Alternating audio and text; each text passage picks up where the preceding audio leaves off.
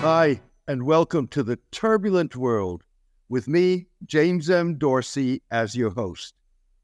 Separating the wheat from the chaff in the Israeli-Palestinian fog of war is key to preparing for the day after the guns fall silent and resolving a conflict that constitutes a perennial regional ticking time bomb. The separation frames U.S. Secretary of Defense Lloyd Austin's stark warning that if you drive the civilian population in the arms of the enemy, you replace a tactical victory with a strategic defeat. Although meant to pressure Israel to adopt military tactics that would reduce innocent Palestinian casualties in Gaza, Mr. Austin's warning is about more than immediate fighting. It is about leverage and standing in initially negotiating a permanent ceasefire and ultimately a resolution of the conflict.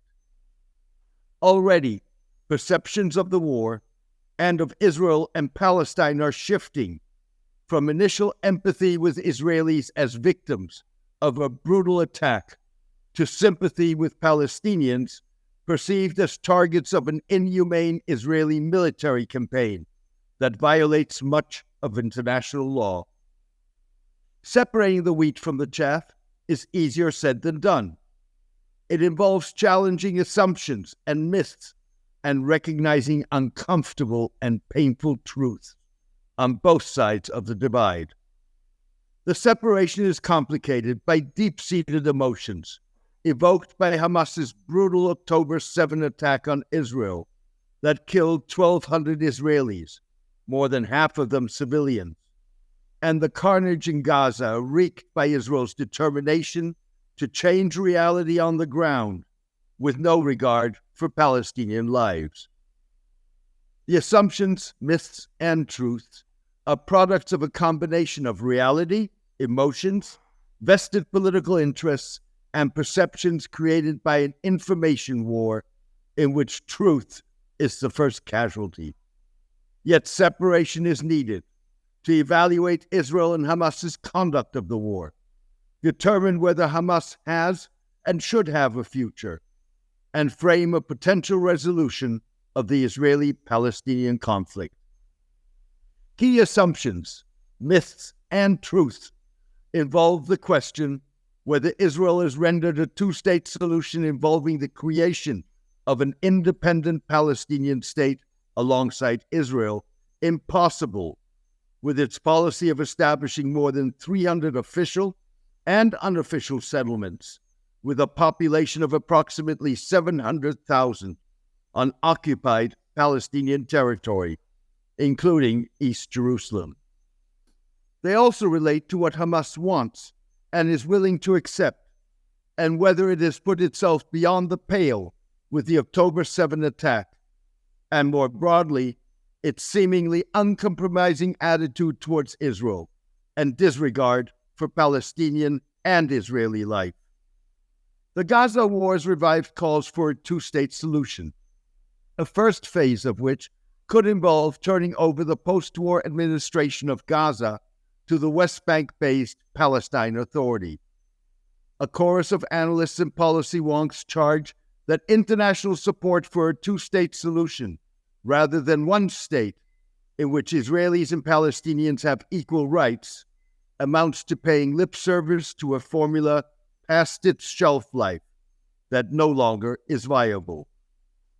The analysts and policy wonks base their conclusion on a look at the geographical spread of Israeli settlements on the West Bank that indeed would suggest that separation of the territory from Israel prior to the 1967 war has become impossible.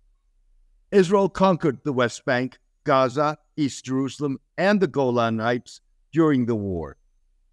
A study by Shaul Arieli, a former Israeli paratrooper, advisor to the governments of Prime Ministers Yitzhak Rabin and Ehud Barak on negotiations with the Palestinians, and scholar, suggests that looking at geography alone is misleading.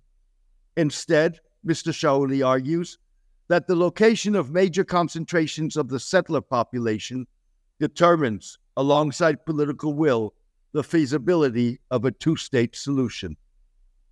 Mr. Shao's study concludes that an optimal border between Israel and Palestine, based on land swaps on a scale of 4%, while leaving some 80% of the Israelis who live beyond the Green Line under Israeli sovereignty, remains feasible. The Green Line delineates the boundary between pre-1967 Israel and the West Bank. Disentangling Jerusalem, surrounded by 11 settlements populated by 225,000 settlers, may prove the most difficult nut to crack. Proponents of a two-state solution envision East Jerusalem as the capital of a future Palestinian state. It is still possible to delineate a line of territorial contiguity of the Palestinian population through the Arab neighborhoods of East Jerusalem. However, the ongoing trends for the construction of neighborhoods and roads in the Jerusalem area are liable to impede this contiguity, Mr. Shauli warned. The feasibility of a two-state solution adds urgency to the question whether circumventing Hamas, if it survives the Gaza war, is possible, starting with the day after the war. Israel argues that its military campaign is designed to destroy Hamas and the terrorist threat it represents. Yet, the Israeli campaign demonstrates that brutality and disrespect for the life of the innocent other are not a Hamas preserve. In addition, Israel's assertion that Hamas uses the Gazan population as human shields by utilizing hospitals, schools, and mosques amounts to the pot calling the kettle black. To be sure, as Hamas built its underground tunnel network in Gaza, it was seeking to protect itself, not the bulk of innocent Palestinians that would pay the price for its October 7 attack. We have built the tunnels because we have no other way of protecting ourselves from being targeted and killed. These tunnels are meant to protect us from the airplanes. We are fighting from inside the tunnels.